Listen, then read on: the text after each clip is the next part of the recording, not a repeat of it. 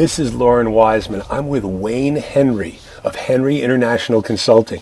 We're talking about the Treasure Coast Real Estate and Trade Expo on January 21st, 2017. Wayne is going to be there.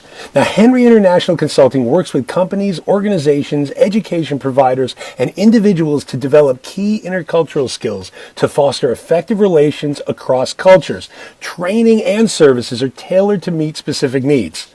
Now, inside of this cross-cultural consulting, I want to ask you, Wayne, about how do you expand your business to the multicultural customer? And it's a lot more than just accepting a business card the right way. I remember one time I was in South Korea. I accepted with one hand. I looked at it. I put it in my pocket.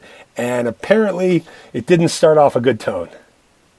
Yeah, that's something you really want to do in parts of Asia, and I really work with different people, especially if they're traveling, and really we do a lot of work to look at the cultural iceberg is the analogy we often use. So things at the top of the water that are pretty obvious, that you can see and do, and the kind of cultural etiquette. We certainly go over those things. They are important, and they can make relationships rough at the beginning. But I try to really kind of develop skills and understanding for the culture deeper under the surface, that are going to be the deal breakers. So, communication is huge. Americans are notorious for being very verbal. Every culture on the planet is less verbal than America. So Americans really have to increase their skills in really reading between the lines, looking at body language, things that are not said. I often say to people, you got 2 eyes, 2 ears, 1 mouth. Speak half as much as you look and listen. You really need to develop those skills. So we work through that. Other things we typically look at is how important is trust in developing a relationship. Can you go in a business environment and expect to do that sale the first trip or the first meeting? Usually no. You really need to develop that trust, and that might mean they need to know a lot more about you.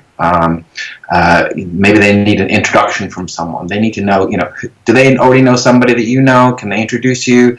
They need to, hear from maybe other customers that have used you. That relationship is really important to develop that, and typically can't be done in certainly one meeting, maybe not even one visit to a country if you're traveling. So we look at those types of things, as well as how formal are they. Typically, how are decisions made, and how do you persuade someone? So those cultures, there are about 8 key cultural aspects we look at typically if we're doing business in any country, that is vital, as well as those cultural etiquette and things that you need to be aware of if you're traveling and interacting with people from other places.